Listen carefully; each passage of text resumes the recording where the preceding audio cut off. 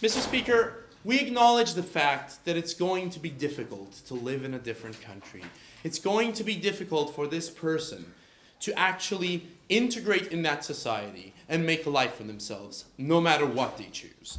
But what we say is that the country that, well, it's not a country, but that the place that's more welcoming, that the place that has that gives the higher opportunities for this person to make a life for themselves and to actually grow and to actually have something in terms of material and cultural worth is the European Union. And we think that this is abundantly clear. We're going to show you why that's so clear in a couple of points. Firstly, we say that in terms of the language and cultural barriers that you encounter in this situation of emigration, the European Union stands much better than the United States and any other place in the world.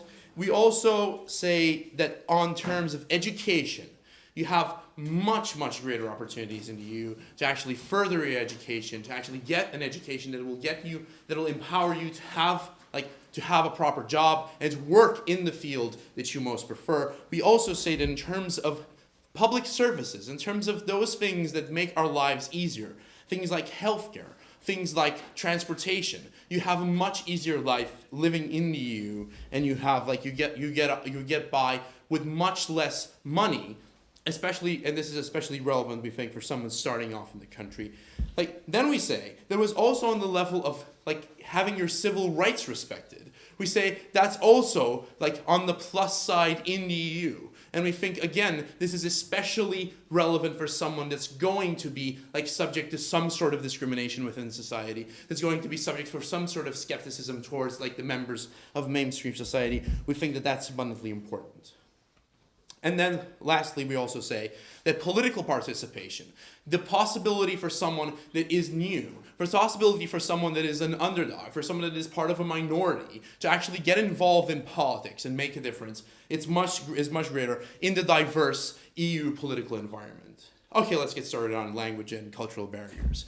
We simply say that the EU is a union of states that have different peoples, different ethnicities, different religions, different languages, and generally are different, have different traditions and have different ways of living. We think that the fact that this happens is something that automatically has generated more tolerance towards difference within the EU. We think that it's already that most countries are used to having people from other EU countries coming in, not knowing their language, and still living in that country for years, and still having a job and having a productive existence there. So we think this is much more acceptable in the EU countries than it is in the United States per se. We also think that we can see that in most EU countries, it's much more acceptable to be part of a different religion. It's much more acceptable to be part of a different culture. We think that the level of integration of people of different, not only of different EU cultures, but people immigrating from other parts outside the EU are much more highly accepted within the EU. Granted, there are also going to be some problems, and there's also going to be some level of discrimination. But what we see is that because the EU is not a melding pot, but is more of a union that accepts diversity, a union that embraces diversity in itself as a given value, we think that has given most of the states and most of the people more acceptance on this level. We think that that's important. Sure, I think closing. So do you honestly think that you automatically have more tolerance in the EU just because there's more people when we see things like Greece's Golden Dawn or France's reaction to Nazis? What we think is that obviously there are some people on the political fringes, right, on the extreme right. But what we say is the mainstream society is much more acceptant. It's also about institutions. We think that this is especially relevant because what we see is that generally public institutions tend to teach multiculturalism, tend to accept multiculturalism. We see that in turning to the point of education, we see that schools embrace that in most EU countries. Schools also, if they have a larger community of a minority within that school, they embrace that within what they teach. We think that there is much more acceptance in terms of simply being exposed to more people of more cultures and more languages. We say that obviously there is like right-wing backlash to all of this in EU countries, but that exists everywhere. It exists in the United States, and we say in the United States it takes a much more violent like sort of nature. We say that this doesn't necessarily happen in the EU. I think that in the EU, like most EU countries, you don't have a prominent right-wing party. You only have the right-wing parties are usually on the extreme fringe. But let's move ahead. Like, we think that what's really important is the fact that in the EU you mostly get free healthcare, right? I mean, you do get, if you are a citizen, you will be treated if you are sick. And we say that even in those countries that don't cover for universal healthcare, like any type of sickness, like even private healthcare is much cheaper because you don't have an oligarchy of insurance companies like you do have in the United States that drive prices insanely high. We think that this is a huge advantage in the European Union. The simple fact that you have the security that when you are a citizen, you have access to education for free, to quality education. You have access to higher education, to specialized education for a very low amount of money. And you also have access to healthcare and other adjacent services like this when you're in trouble, no matter if you're rich or poor. And we think that the most likely situation is that this person that's immigrating is not going to be rich, at least not in the beginning, right? So we think that this is extremely necessary for them. Turning to the points of civil rights, we say that the United States has gone a long way in not respecting civil rights anymore. We think that it simply is that the policy of like fighting terrorism is something that generally profiles people racially, profiles people based on their like ethnic background. We think that this is particularly problematic for someone coming from a different culture speaking a different language. We see that this doesn't happen in the EU. We don't have a National Defense Authorization Act. We don't have a Patriot Act in the EU that say that like the government can simply sweep you out of your house without warrants, that they can simply like do whatever they want if they suspect you to be a terrorist. We also think that generally the EU like takes care of its security a little bit better than the United States. It's a much safer place to be without having these restrictions on civil liberty. And David's going to elaborate more on the political system and how that's much more inclusive in the EU environment. Thank you.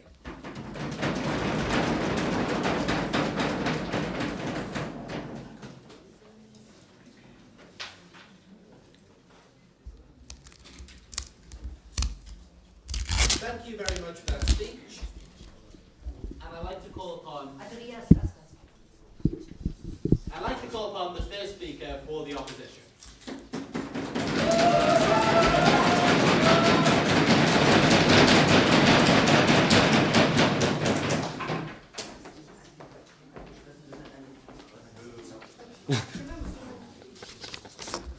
Sorry. That's quite all right.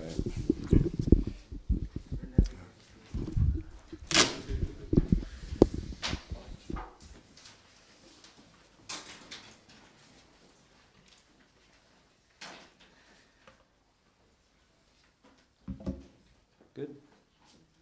You're chairing, right? Awesome. Yeah. Just making sure. Mr. Speaker, thank you for the floor. Give me you're tired, you're hungry, and you're poor. Words etched on Ellis Island, the portal of immigration to the United States, and words that still hold true today. The United States, unlike Europe, is an actual immigration nation. It has that perception, and it is still true today. America further is the country of the American dream, where anyone can pick themselves up from their bootstraps and rise to riches. The Prime Minister, Mr. Speaker, has offered you two criteria on which to judge this debate. What is more welcoming and what gives you more opportunities. And these are exactly the 2 points that I'm going to bring to you today in direct contrast to him. So first of all, the United Nations is an immigrant nation being more welcoming. And secondly, the United States with the American dream being having far more opportunities for further advancement. Before I go into those though, I have some quick points of rebuttal. So on the language issue, I can be quite brief. Europe has dozens of languages. The United States has English, and this means that we don't know where our immigrant is going to be in Europe. If he goes into Bulgaria or in Greece, he's going to have less employment opportunities, and he's going to learn Greek there. Whereas in the United States, wherever he goes, he will learn English by total immersion in the workplace because they don't speak any other language. Sorry, Americans. And so so be able to advance ourselves better there. Now, on the acceptance of other religions, this is and also on a civil rights point. We recognize that on paper Europe is an extremely tolerant place. I will show you my first point why they're actually far more xenophobic and unwelcoming to immigrants, whereas in the United States, the idea of an immigrant is something that is much more accepted and have far more opportunities. So, like on his points of education, there is still guaranteed public education in the United States. And if we talk about the long term, about this immigrant's children, about the about what he'll do once he does pick himself up from his bootstraps. Bless you, Marietta. Then there was greater opportunities, greater diversity for what they actually want to study with the best universities in the world. Also on healthcare, why we recognize that in some European countries there's very good healthcare. We do not know where in Europe this guy is going to go to. The United States, with the new Obamacare reform, he will have guaranteed access to healthcare. And on political participation, please, the United States now has a president who is a son of a Kenyan immigrant, whereas in no European country has even a third, fourth, or fifth generation immigrant ever risen to the highest office in the country. So please, onto my first point. Please sit down. Okay. So the United Nations is founded as an immigrant nation. Why is this important? Because the U.S. has a civic nationalism against the ethnic nationalism of Europe. In the United States, as long as you accept the Constitution and you pledge allegiance to the flag, you are considered an American. Now we see this with very vibrant immigrant communities in the United States, and also with the job market, where people are used to people speaking English with very strange accents. How do we weigh this across to Europe? The European Union doesn't have a supranational national identity as we speak. There's no solidarity between Germany and Greece even. They don't see each other as alike. And why? Because Europe is an old country based on old ethnicities and old nationalities. In the Netherlands, even a third generation immigrant is called an allochtoon, an outsider. And, even though he's been born in the Netherlands and his parents have been born in the Netherlands, the fact that they have immigrant roots still rank them as an outsider versus the ethnic insiders of the Netherlands, and we see large xenophobia from the insiders to the outsiders of Europe. Now, when we see xenophobia strong in Europe and on the rise, it's not marginal. Jobbik in Hungary, Golden Dawn in Greece, the FPÖ in Austria, the Wilders Party in the Netherlands, the Swedish Democrats, the Danish People's Party, and the Front National in France. These are all the second or third largest parties in European countries, and these are all parties that are formed on a single issue of xenophobia. Xenophobia is strong and on the rise. With the Euro crisis that's going on in Europe now, and even without, then the European ethnic nationals blame their problems on the ethnic outsiders because they're an easy scapegoats. We see increased attack on immigrant communities, increased attacks on other religions, on Sikh centers, on Muslim centers, on Hindu centers. We see increased attacks on this because they're an easy scapegoat. Whereas in the United States, once you are an American, you are an American, and this is something which definitely in the second and third generation is something which is far more accepting. So we say that on the criterion of more welcoming that he's offered, and whereas on paper European countries are very welcoming, there's less chance of attack. There are more vibrant, safe immigrant communities all across the United States of whatever ethnicity and whatever country this person comes from, and so he'll be able to integrate easier, have an easier time. And I'll take closing. No? You agree with me? Fine. On that point, sir. Go.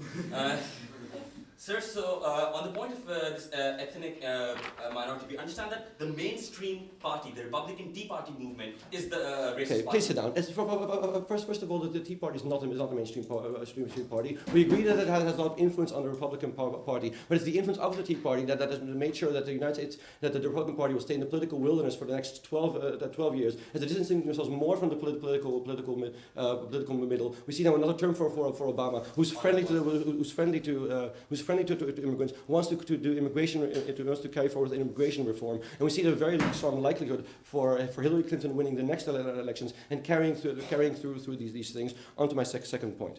So on the American dream, what is more important than whether or not there's an actual that it's actually possible is the perception of the American dream, the idea that you can get wherever you want, that any poor bum is actually just a temporarily something a millionaire. I don't remember what Warren Buffett said about it. Okay, but there's the idea that you pick yourself up from your bootstraps and you have true upward mobility. If we see unemployment dropping every month in the United States, and we see unemployment rising every month in the European in the European Union, then we see that already by this there's more employment opportunities. Also, again, there's much more greater ease even though in Europe you can move between the Schengen countries, then in the United States, so you will once you learn one language, then you'll be able to work in any place where this is possible. But also, the United States is a neoliberal country, which means you can market yourself down on the market to a lower wage to get on the job training and a CV and experience and actual training on this to actually to pick yourself up to get to the next job with fewer regulations, with easier hiring policies in the United States. And my partner will continue on this. In any case, for all these reasons, the United States is the land that is free, the home of the brave, and we beg you to oppose. Thank you.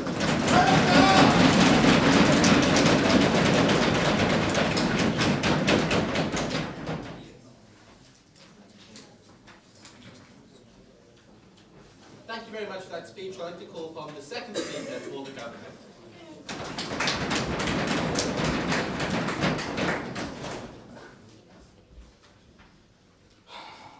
Now, Mr. Speaker, before I get into the actual rebuttal and extending I want to do, we came in today saying we don't want to focus on extremes that are relevant, we don't want to throw cliches around. And for that reason, I want to throw out a few things to begin with. Things like saying it's for the tired and hungry and poor is a trademark, is a cliche. That's not compared to who has the better cliche. But if you do want to compare cliches, the cliche of give me your tired and poor so that they may become American is the less welcoming thing rather than the concept of unity in diversity. Not unity over diversity, not unity upon diversity, but stay diverse and we'll have unity with that. And we say, fine, if you want to compare cliches, we still have the better one. Now, in looking at what we have and what we've been told, we've been given this concept that languages.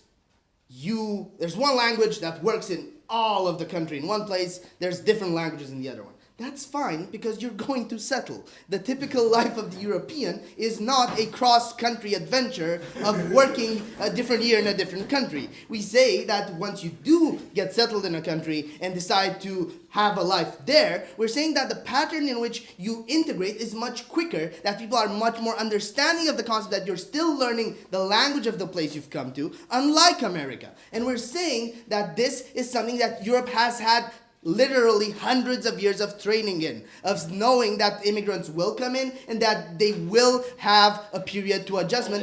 Europe literally has places in which it's fine to not speak the language of the country you're in and have a perfectly decent, consistent, coherent life, and there's nothing you can say to that. Good.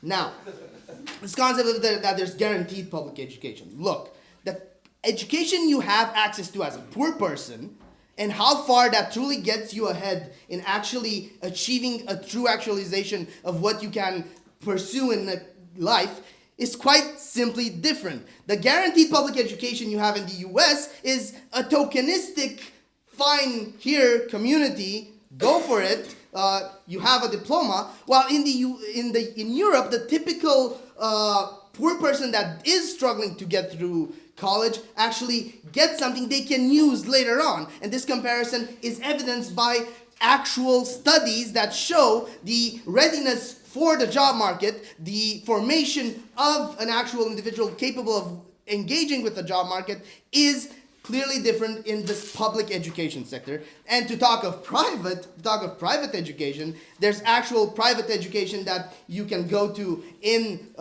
Europe and then start your life, and then there's private education you can get in the US and then spend your life getting out of debt. And we say that this comparison that you're subjected to when trying to go for private education is also one that is evidently undeniable. Now they tell us, no, this whole thing about healthcare, how you're not going to at any point die on the streets in Europe, how even as a poor person you will be kept fully healthy in a European country, is we have Obamacare.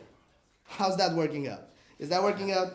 We say essentially that the fact that Obamacare is not a truly actualized policy, it's a policy that is contested as sustainable for some good reasons on some points, we say is something that Europe doesn't have to deal with, doesn't have to take years to adjust, doesn't have to have decades of political squandering over, it's already settled and working. You already live as a poor person healthfully in Europe. No. So, Go. okay, so if you're saying that you're going to settle wherever you go, so if you happen to go into a country with no employment opportunities, you're going to settle there, is that what's going to happen? This will drop your entire opportunities point down the toilet. Thank you. Yeah. First I was past that point, but fine. If you want to jump back to that, I think it's a bad idea if you're going to a new place to go where there's no job opportunity. We don't know why anyone would do that. But if somebody would do that, fine, compare it both ways. In the US, there's places where there are no job opportunities. In the EU, there's places where there are no job opportunities. The thing is true for both. We don't think this new settler will be motivated in any way to go to such a kind of place, but even should they go to such a kind of place, they still have healthcare even without a job in Europe. They still have access to true education despite being poor in Europe. So even for the unemployed, you're still better off in terms of getting to unemployment in Europe. Good. Now, we've been given this concept the concept of true integration, that as long as you pledge allegiance, you're American. No. Culturally speaking, there are so many traits you need to achieve to be recognized as truly American in the US. While the whole concept of Europe is, there is no European standard. It is diversity. It is unity in diversity. You can be a Lebanese European. You can be a Pakistani European. You don't have to become American. You don't have to fit our mold. No. Now, what I want to look at further is this concept of politics and how politics. And they want to compare extremes. Really, you want to compare extremes? Fine. There's Golden Dawn, and Golden Dawn's awful, and all of the similar stuff. But these are fringe political things. And they call this relevance. They say these 10% parties, they are relevant in a time of crisis that is bound to generate extremism. And they call the 48% party, in their side, political wilderness. 48% is political wilderness. No. We're saying that you have severe racist undertones and actual racist implications in policy, in mainstream politics in the US. Everyone recognizes the far European right as extreme. Nobody takes them seriously. Nobody welcomes them to mainstream politics, keeps them on the fringe. In the US, they have to negotiate step by step to get the approval of the American right and to make concessions in that direction. So really, in terms of politics and the extremism of politics, there's really no discussion to be had. Which gets me to my extension of really what is politics like and why politics is better as a origin cause in Europe is because true political diversity is much more expansive, because we have true actual concept of political diversity not as a try to fit yourself in one of two patterns, but rather come up with a concept, present it, we'll like it, we'll do it. We're saying that you have much better layers of accessing your actual community, your wider community, your nation, your union. We're saying that the concept of getting into European politics is available essentially to everyone that dedicates itself to it. We say that everyone that wants to be heard has much better patterns of being heard. Write a letter to the congressman, get a polite response. We're saying that in Europe, you have actual systematic access points to policy building as a typical citizen. We say that you can have a party that is not fitting with one of the two and get into mainstream politics if you have any sort of credibility with the population. You don't have to be vetted by the guys currently in the mainstream, and you have a much better chance of getting eventually involved. So for these reasons, we say Europe wins on all accounts.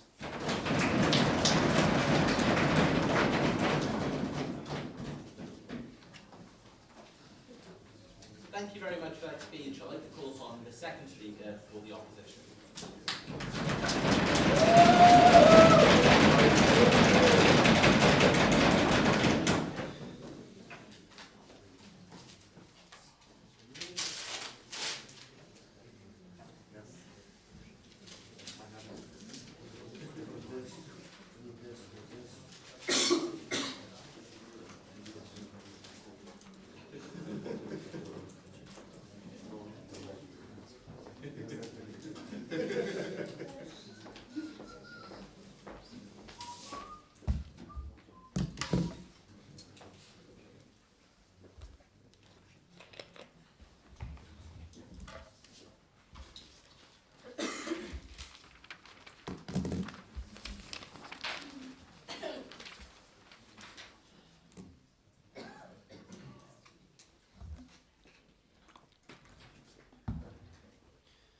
Mr. Speaker, ladies and gentlemen, thank you very much for the floor.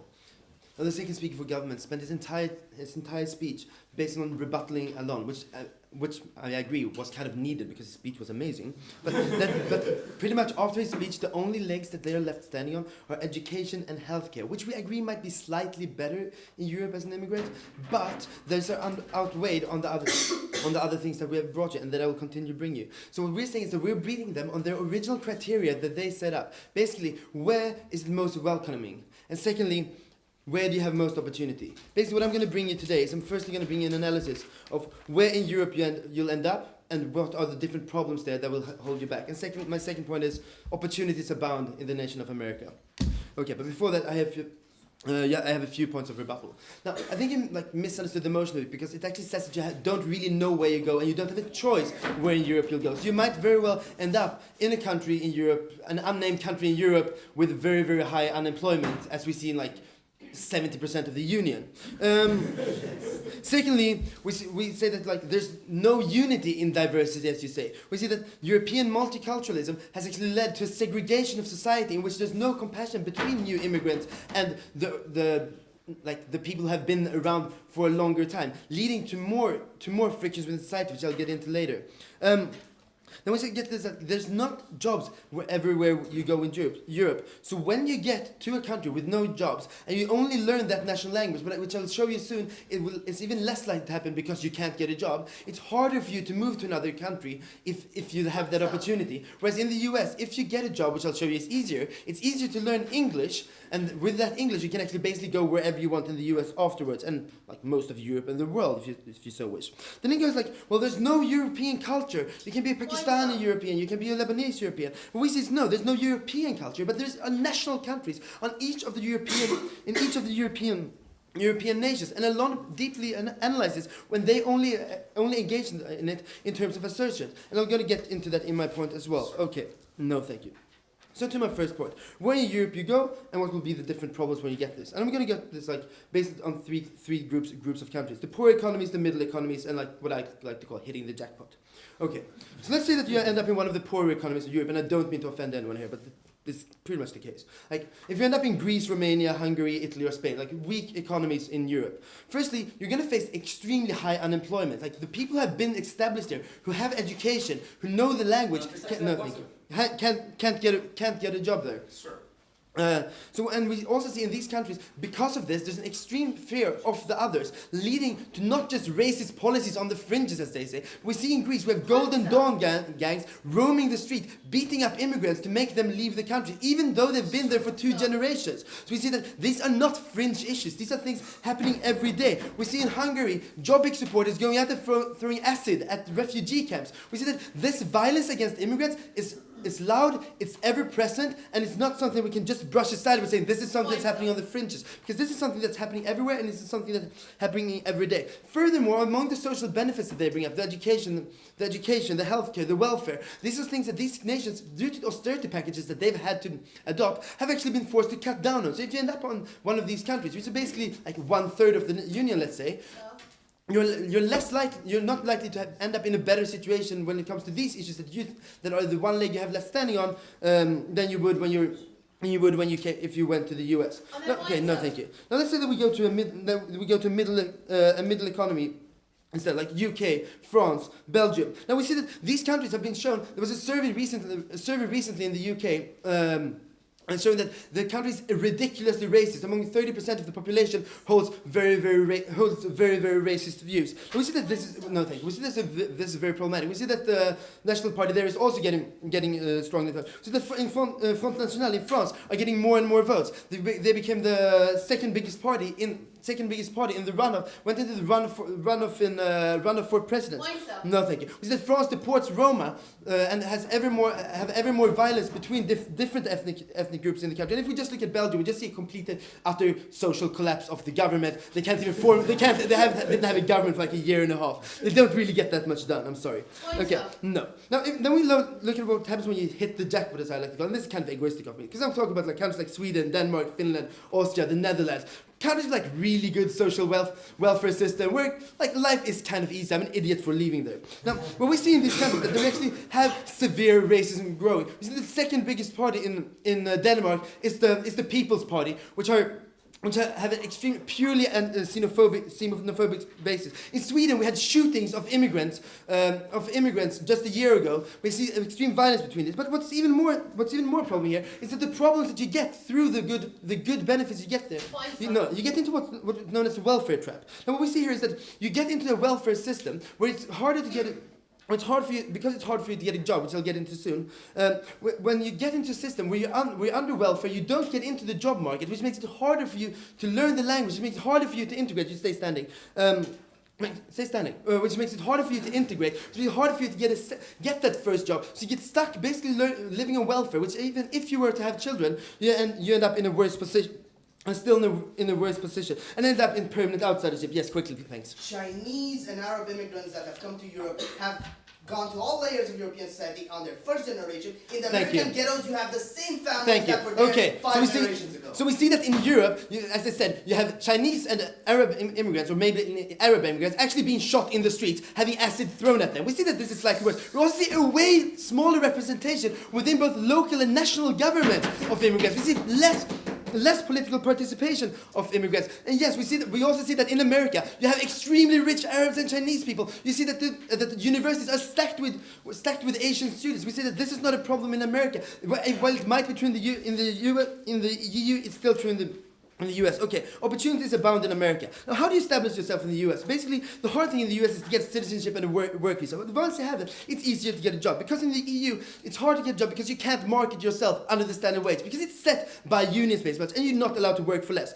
But in the EU, in the US, you can say basically, I'm willing to work for less money in order to get this job. Now, once you get that job, you get on-the-job training, which means that the second job, first of all, your English is likely to be better because you've been more immersed into the system. But more than that, you have now gained skills which you can use for your second job, which will give you more money in your second job, which will help your children establish themselves to get a higher education in their next job. So basically what we see here, in the US system, you can work your way up, whereas in the EU system, you're likely to remain in welfare, into permanent outsidership, having a harder time to learn the language. So what have we brought to you today? Firstly, EU is a racist region more than anything else, and that's really bad for immigrants to be in. But more than that, it's really hard to establish yourself in the EU. It's easier to get a job in the US. The US is more welcoming. You have more opportunities in America. And for these reasons, we beg you to oppose. Thank you very much.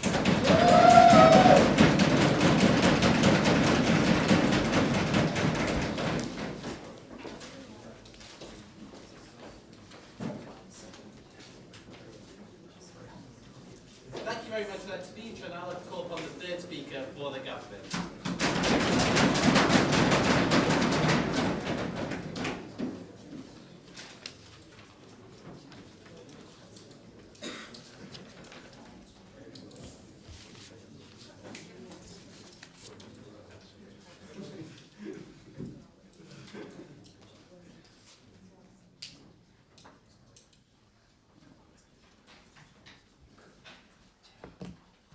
All right, ladies and gentlemen.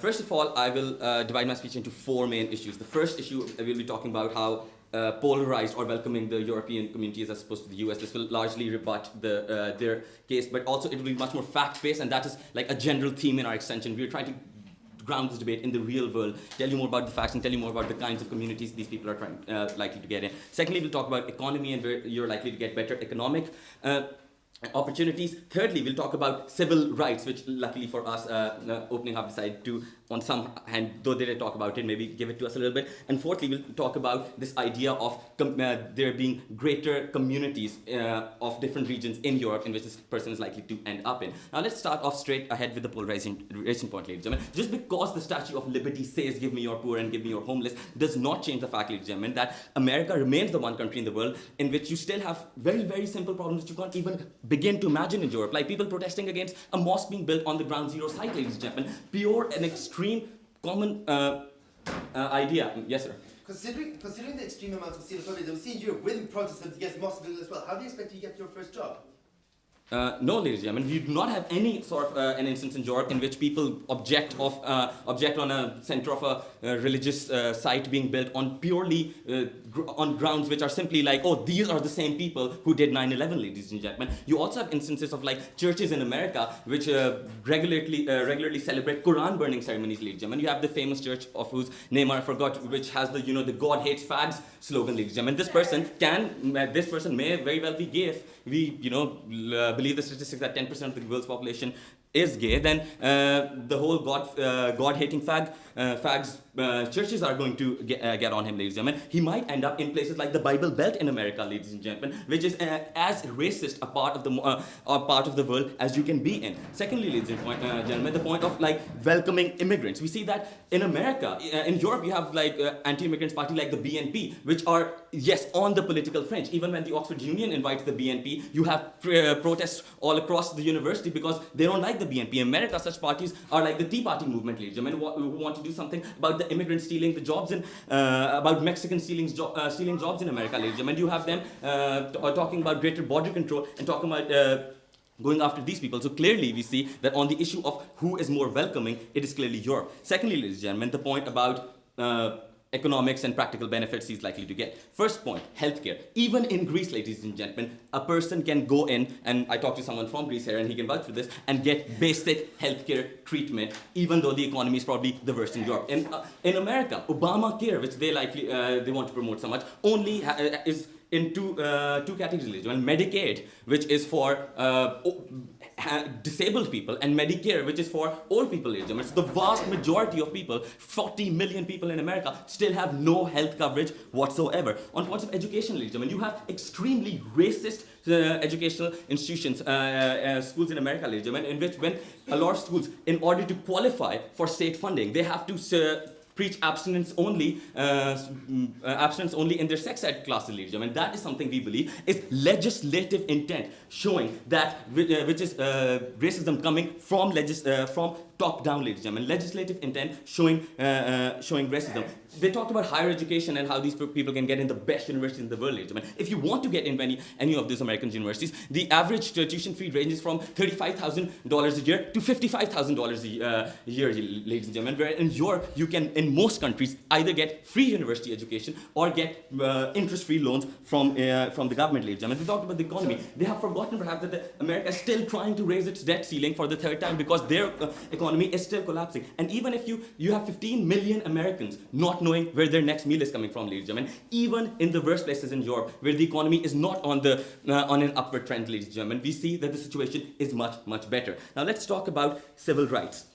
Now, the first thing we'll talk about here, ladies and gentlemen, is the court system in Europe and how it differs from the court system in America. In Europe, you have the main document which protects the European Convention of Human Rights, which is, as a basis, the fundamental basis behind the document was to have a system of laws which is based on the idea that different people within the union come from very different cultures, and you have to have a legal basis which protects all of these people, ladies and gentlemen. It was the slogan behind it was bringing the rights home, which we kept hearing on TV. The idea that there are certain rights which are universal, but we will apply them in a context which appreciates and respects the fact that you're applying them to a diverse people. In the United States of America, you do not have such a thing, ladies and gentlemen. No, thank you. In the United States of America, your civil rights are not being protected. You have things like detention without warrant for 3 days under the Patriot Act. You have things like tapping your phone lines of your own citizens under the Patriot Act, ladies and gentlemen. If you try to travel in America and you happen to be of the wrong skin color, you randomly get these 4 S's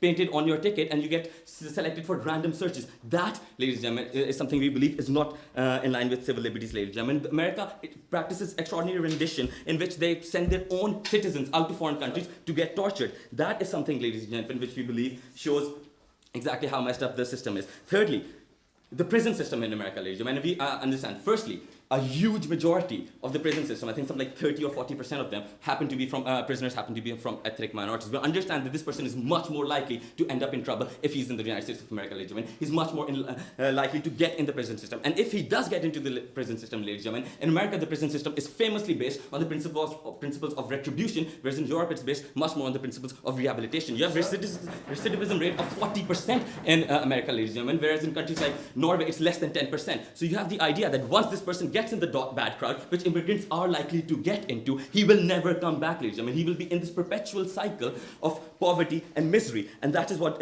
America tends to do to you. Last point, ladies and gentlemen, you have these big communities in Europe which come from big ethnic communities all across Europe, like famous example, Bradford in the UK. And by the way, they asked us about an example of a third generation immigrant becoming something major political office holder, like the Conservative Party MP chair is like an MP from Bradford, third generation MP. And these communities, like Bradford, are communities in which you mostly have people from ethnic minorities, in which you mostly have immigrants. So even if his national language is not spoken in the country, ladies and gentlemen, he can still settle in an area in which he is from people from his own country. And this is the basis, ladies and gentlemen, where he can learn the new language. This is the basis where he can absorb the culture of that area. And this is the basis on which he can achieve future self-actualization. And for those reasons, we are proud to propose.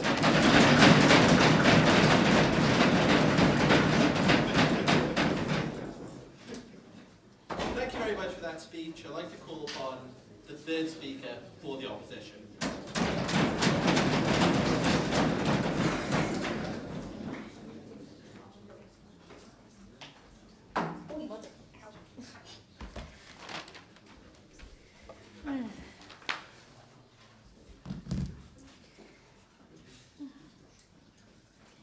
As the only American team in the round, and also having my grandmother being born in Ireland and coming directly to the United States, you wouldn't tell that about me automatically. You wouldn't know that I come from Irish descent. Why is that? It's because what we're debating today and what we really want to bring to you in the round is the difference between salad bowl and melting pot. Because that's what this debate is really about. And we think that the types of fringe issues like healthcare and education, while important, relatively fall in the margins in this debate.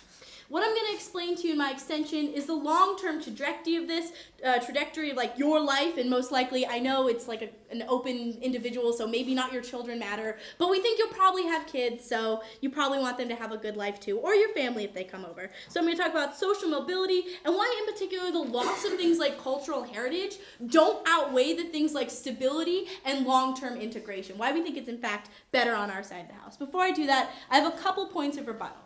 Now, in the same speech, we hear the aspect of, we don't want to talk about extremities, but the Westboro Baptist Church hates gay people. I mean, yes, the Westboro Baptist Church does hate gay people. And what I'm going to do to tell you today is, in fact, what the media presents to us in America as the narrative of immigration, the narrative of what it means to be a minority in that culture, and in fact, how we don't create the types of insular communities that say that if you're, for example, you have in London where it's only communities of people who are Pakistani, and they stay in those communities for generations and generations. And the fact that you do have something like, if you're a Pakistani person, you come to America, you can live in rural places because you're more likely to not just have people who are Pakistani and feel only comfortable with people who are Pakistani because you've entered into this like melting pot. Now the next point we get, so I'm going to hit the healthcare thing. First off, we think that the issue here is even if you get free healthcare, even if you're magically dropped in like Sweden and you get perfect healthcare, the difference is you're less likely to access services if you don't feel comfortable with the people running that structure. If you're a woman in France and you feel uncomfortable going to a hospital because they might arrest you for wearing a hijab or wearing something like a burqa, you're not going to use that service. We think that also falls under things like policing. We think that the aspect that they tell us that we have worse prison systems in America, yeah, probably true. But we think the aspect here of whether or not you're going to feel comfortable calling the police is actually much different. We think you're more likely to feel comfortable if you possibly have like a black person and you are like a Kenyan descendant in your police force versus in Europe where oftentimes the types of institutionalized ethnic groups like in Hungary where most of the police force is ethnically Hungarian, you're less likely to feel comfortable going to those people because you can't like access that type of thing. Now the next thing they tell us is education, and we think this is really interesting because what the difference between like the educational access system in Europe is you take tests. You only take tests for most of these places. It's much harder to take a test in your second language if you're just new to the country, if your children are just new to the country. In America, we have a system that actually depends on more things like interviews, depends on more things like application essays. The difference here is that we have an ability because we know, like in the majority of legislation, you can't hurt like you can't degrade someone in like an urban city area based on their test scores. Like there's a balancing out process which doesn't happen in countries, in particular like Austria, where if you don't do well on a test, you don't get into that college. We think you're more likely to get into a college if they're able to look at you as a whole person and you as having a difficult time entering into that system. Now the last bit we get is this idea that sexual education is really bad in America. That's not racist. We just think that you should be abstaining as a teenager. I mean, maybe we have more pregnancies, but like, I don't know, that's silly. That's not racism. You know, like, I don't know. Okay, now the last bit is this idea, basically that the EU has a legal basis that protects people, America doesn't. 14th Amendment, if we're really gonna play that game, like, okay, that was my response. Okay, so long-term trajectory, salad bowl versus melting pot. We think that one of the particular problems within Europe is the relationship to getting trapped in an urban area. So you're always stuck in that urban area because those are the only people you feel comfortable because they're like of your minority group, of your country, that live in those areas. Like we see specific, like particular districts where only people can live. And when we saw that in particular in New York City where we have things like Chinatown, the difference is now Chinatown isn't just Chinese people, it's people of all different backgrounds. It's people who are from Austria, it is people who are from the Balkans, and in fact that relationship to where you can move out to that country, where you can move out to like rural Wisconsin and still feel safe in that place, versus if you moved out to rural Austria, you wouldn't feel as safe. That's not Europe. Now the next bit, and you can use that example of what I brought to you with Pakistan for this one as well. So we think that that is very important for social mobility. Why? Because social mobility is much easier to access in the United States. First off, things like small businesses we think are really important. I mean, I've been to the Indian brunch place 100 times, and they're first-time immigrants. They're people came over. That type of business startup isn't as promoted in Europe because it's more like you enter into a company sphere, and we think that when we have the promotion of like you are an individual, you can do what you want, is much more allowing people to enter into the system. Like we have inventors who come from other countries and they're propelled into the ability to make money. Like we have people like Nietzsche who came in, you know, Nikola Tesla, what am I saying? And then the next bit we think under that social mobility is you have to talk about the relationship to cultural social mobility, like your ability to lose some of your cultural heritage and enter into this. And we think that that's very important in the relationship for things like intermarriage and like what you get out of college. So we see that intermarriage is really common in the United States. Like you're more likely to marry someone who is ethnically diverse from you. Like I'm more likely to marry someone who's of like Kenyan descent than I actually am of marrying someone who's from Irish descent. And that's the same type of issue which we don't see in the European Union. Now the last bit is why does it, oh yeah, go ahead. Ma'am, more than half African Americans in America who happen to be from the same country for a few years now. I let him go, but it's okay, whatever. I didn't hear you bang. Okay, so why is the loss, I didn't hear you bang, I'm sorry. So why is the loss of cultural heritage not outweigh long-term happiness? We think that the types of traditions that people hold when they enter into a country are important for them feeling individual, like feeling like an individual. We think those are less important if you're able to do things like get a good job, like have your children get a good job, and also like enter into things like entertainment values, because one of the difference within cultural, like the cultural values in the United States is every single person can enter into like the types of entertainment industries. We see that like American Idol, we saw like an immigrant being the winner like 2 years ago. She was someone who wasn't even American technically by their definition, but she was someone who we still valued and thought was good just based on her skill and her merit. And I think the biggest success story we can talk about here is the reaction to immigrant violence, because we think while there is immigrant violence on both sides, media perception in America is the bad person isn't the immigrant, the bad person is the one who attacked them. And that's the difference, and that's why you have to look at how a salad bowl in fact insulates people while a melting pot doesn't.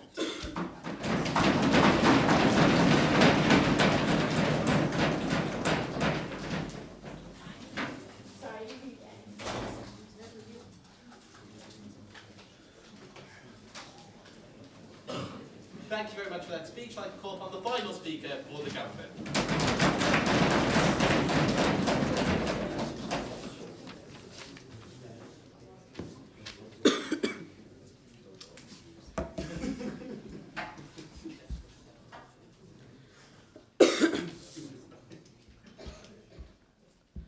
So ladies and gentlemen, what we see so far in the debate is this idea that There are people killing immigrants in the EU. There are people killing immigrants in the United States of America. There are problems in the EU, there are problems in the United States of America. However, ladies and gentlemen, what Hamad showed to you in our extension is that the United States of America, given the kind of foreign policy it pursues, given the kind of court system it has, is more structurally capable, ladies and gentlemen, of carrying out systematic, institutionalized racism as opposed to the European Union, because of the way that the societies are built, ladies and gentlemen. And within this, you need to realize that America is a very, very capitalist country, ladies and gentlemen. It's as consumerist as a country gets, as evil capitalist as a country gets. I'm sorry. But it is, ladies and gentlemen. Within the European Union, you have welfare states. They are more socialist states, ladies and gentlemen. Therefore, this person coming into a state and the idea of him starting up from nothing, ladies and gentlemen, is significantly less impossible in the United States of America because it is capitalist, ladies and gentlemen. We think that within the European Union, because of the way that the countries are structured, ladies and gentlemen, there is more of a chance for this person to build a life for himself. And that is something Hamad spoke to you about. Secondly, ladies and gentlemen, this entire idea of the United States of America going and waging wars on countries because they love their national identity so much. It's not a good thing, ladies and gentlemen. Having such a strong and concrete national identity where you force everyone to conform to that conception is something that sort of you saw when Britain was imperialist, and you see that we have left it a long, long way back. And you see America developing this sort of neo-imperialist sort of foreign policy and going into places. That is something that we believe is reflective of the kind of laws that exist within the United States of America that make it harder for immigrant groups to integrate within that society. Which brings me on, ladies and gentlemen, to sort of other sort of refutations within this case. So firstly, ladies and gentlemen, since this debate was basically EU versus the United States of America, let's look at each of the factors that they mentioned and sort of look at how our team still sort of stands.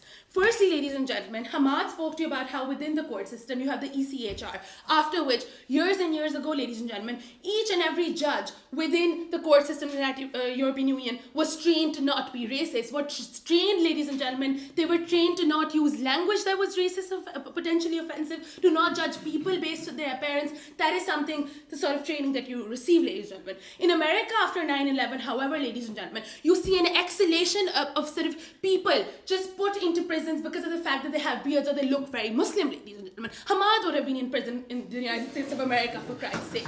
So that, ladies and gentlemen, goes on to show that their court systems, like, they haven't even gone as far as sort of, they're okay with the idea of saying, we're going to stop and check you because you might be a terrorist, because you come from Pakistan. It's ideas like these, ladies and gentlemen, which are really detrimental to integration. Secondly, ladies and gentlemen, their refutation, Hamad's idea of sort of the Bible Belt, etc., was they're Christians and there's the pro-Baptist church in the European Union also. What we said, ladies and gentlemen, that American society is extremely polarized. So they function within two extremes. There is no medium, ladies and gentlemen. And that's something you see in American politics also.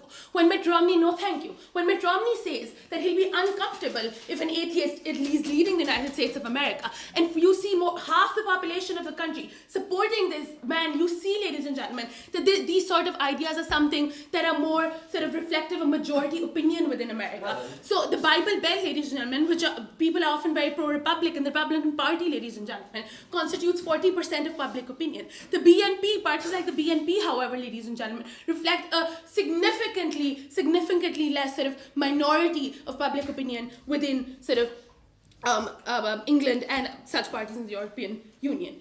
Then they talk about how settling in ghettos is a bad thing. We think, ladies and gentlemen, in this day and age, the concept of identity is a very fluid concept. So if an immigrant comes to the European Union, and if he feels like his Pakistani identity or his Chinese identity is very, very important to him, he will settle in a place where sort of, where there's in Bradford if he's Pakistani or Manchester if he's Pakistani. However, ladies and gentlemen, you see people who want to move away from this. And you see lots of people sort of living in London, for example, or living in other cities, ladies and gentlemen, who want to move away from this idea of living within your community. We believe your identity is what you want it to be, and in an increasingly globalized world, that is what it is becoming, and that is something that we need to respect, ladies and gentlemen. These people feel more comfortable there. We're happy to leave them there. Secondly, ladies and gentlemen, their entire conception of education and tests. Well, in America, you have the SATs, which systematically sort of are based on your logic and reasoning in English. They are harder than, for example, someone in a Cambridge or Oxford interview applying for engineering, which has nothing to do with English. You just solve a set of sums, ladies and gentlemen, and you get in. We feel that that sort of education system is more sort of helpful for these people. We think that when you write essays in American applications, you have to write them in English, ladies and gentlemen, and that is something that you see with, so I don't really see how their point stands. Then, ladies and gentlemen, this entire idea of intermarriages, etc., etc. Now, the fact that African Americans, ladies and gentlemen, have been a part of the American population since so long, yet more like half of them still marry African Americans, goes on to show that this is simply not true. In fact, the case brought forward by closing opposition simply doesn't stand. We don't even know what their extension was, since they talked about social mobility. We don't think that is true, ladies and gentlemen.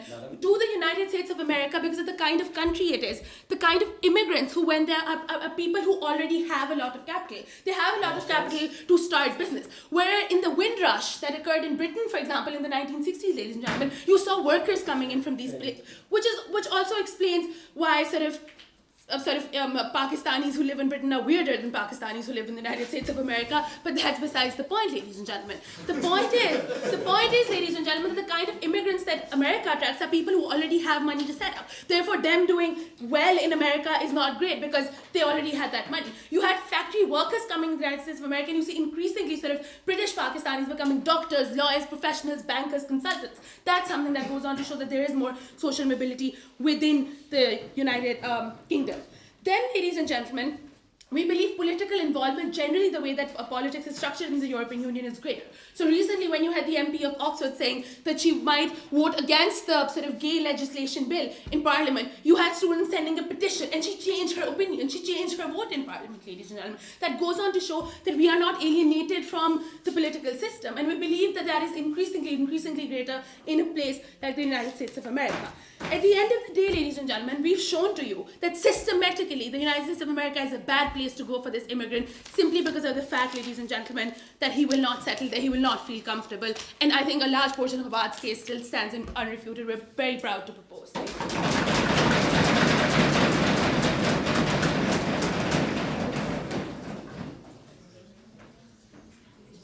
Thank you very much for that speech. I'd like to call upon the final speaker for the opposition.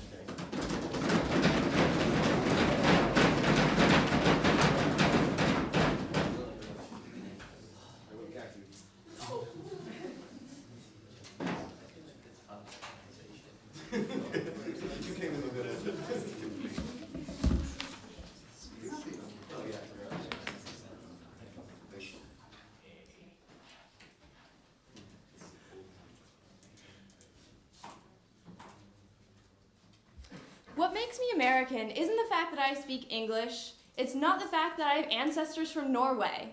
It's not the fact that I live in a certain place or that I associate with certain people. It's that I have citizenship within my country. That is the difference between America and the EU, where if I want to buy into a certain identity, there is none that is sort of overreaching. You have a French identity, you have a Belgium identity, you have an English identity, but even some between there. But you don't have you don't have this European identity that you can buy into.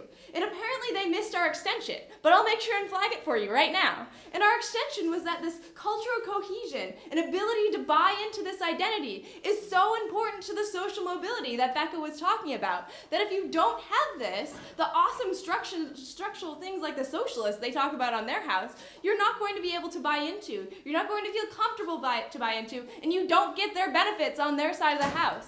And that's what we're saying. I'm sorry, you had your chance. So what I'm going to talk about is, first off, what makes you American or European, and expand upon this idea that I presented to you in my introduction, and why this is so important. And secondly, I'm going to talk about what each country has to offer, because that's really the sorts of debate that we've had on both sides of the house. Actually, I'm going to switch those two things. So totally just kidding. I'm going to talk about what each country has to offer first. So, first off, we have this debate about healthcare, and how on their side of the house, they say that you're going to have free healthcare, whereas on our side of the house, we may have slightly less good healthcare. However, what we see is that a lot of the sorts of services that they're talking about on their side of the house within their countries are actually being being cut due to the austerity measures that they're facing within their economy. We see that there are massive problems with the Eurozone, and that the countries within it can't even decide if they're going to quite keep it yet, and might possibly not. However, we do see, at least in America, we have avoided the sequester by actually making deals with the Republicans, and we see that that leads to lots of stability, such as creating more health care.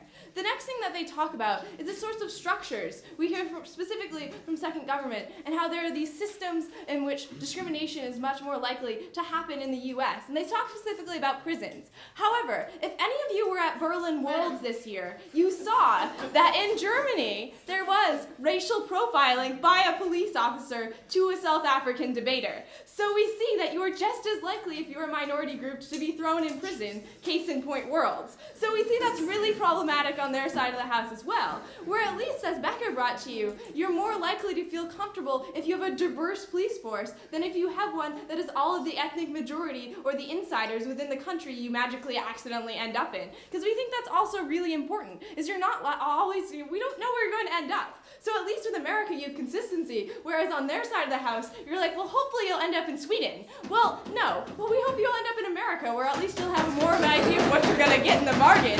So just on that, you're probably going to decide with us. But furthermore, the next thing that they talk about is, oh my God, we have the Tea Party, and that means the Tea Party is the Republicans? No. The Tea Party is a fringe group which the Republicans are working real hard to distance themselves from. They're like, those are the crazy people. They're like the Westboro Baptist Church. They're crazy. And we think that's really important to recognize, whereas we see groups like the Golden Dawn are actually getting seats in Parliament, or the Swedish Democrats are increasing their percentage in Parliament from 10 to 20% as they increasingly get more xenophobic because they're afraid of their awesome healthcare, which they might lose due to the collapse of the Eurozone, which we think perhaps is likely, perhaps is not, but we think it's a concern that people have, and that affects their perceptions of other people, and that's the important part. So we think this idea of extremism, both sides of the house have, and what we need to see is how you're actually going to better be able to live your life in the long term, which is really what Beck and I brought to you. And this next point about education, which they say on their side of the house their education is free, we say we also have things like scholarships for first-generation college students. We have lots of different opportunities for these individuals because we like minorities getting into our colleges, like affirmative action. These sorts of things are awesome. So, next off, what makes you an American or European? Because I think me and Becca really brought to you an extension that really showed you how, even though most of these opportunities, which they talked about from both sides, are kind of a wash, why you're actually going to be more likely to take advantage of the opportunities and be able to live in your society better. Because both of these qualities of life seem really similar. So what's the key difference? And that's this cultural cohesion. And because that's so important to long-term stability. Because it's how you're going to access your healthcare. If you're comfortable going to a doctor or a hospital, then you'll actually take care of that health care. It's how you're going to get a job, because if you're actually able to speak a language which is useful in more than one country or more than one place, then you're more likely to be comfortable. I mean, it's how you're going to move about in society, because we don't know if you're going to end up in a place with a lot of jobs, unlike first government apparently asserts. So we think it's also important to how you're going to approach the system in which you live. So before I go on and talk about American versus European even more, back up. If people in Europe are too afraid to get to use the welfare system, then why is the biggest problem parties like the BNP have, the immigrants using the benefit system of these countries? Well, we think that the countries like the BNP like to exaggerate things. They like to make a lot of more claims than they actually do, and we think it's more problematic that you don't know where you're going to end up. So whereas you do have racist parties getting seats in a lot of European countries, at least we keep the Westboro Baptist Church on the fringe, and we say those people are crazy and point at them and make fun of them. So the sorts of things that we're talking about is what is a European versus what is an American? Because we hear from first government that you need certain traits to be an American, but we never really heard what those certain traits were. However, as Becca described you, there's no inherent trait that makes you an American. It's a citizenship that you share with other people. And we think that that's really important to acknowledge. And we say that most people it's not dictated by a language, and often individuals speak this language with an accent. And you don't need to isolate yourself, as Becca described in the London ghettos, because you're isolating yourself from the system because you're not comfortable with it. Whereas if you're an American, you're accepted not based on your skin color, but on the shared nationality and the shared constitution which you buy into. Whereas if you're a European, there is no nationalist culture. There's a barrier to belong to these certain cultures because maybe you don't speak French. Maybe you're not like the ethnic majority in power, like those monarchies we were talking about. Look at those people. They're usually from a specific insider ethnic group, and they're representing the whole entire culture. culture. And you can't buy into that. You can't buy into that tradition. And usually these individuals share a specific tradition and culture, which you don't share as your own. Whereas the tradition of America is everyone has their own story. And that's what brings everyone together, is everyone actually coming together, sharing their stories, and creating something new. Whereas the rhetoric of a European is that we have all this old stuff and we really, really like it and we're not going to change. So we see that what's really important is this melting pot of America and how that leads to actually using these sorts of tools, which both sides of the house agree both countries have. But what comes down to it is, are you actually going to be comfortable in using those tools? Are you going to access that tools? And you will do so if you're an American.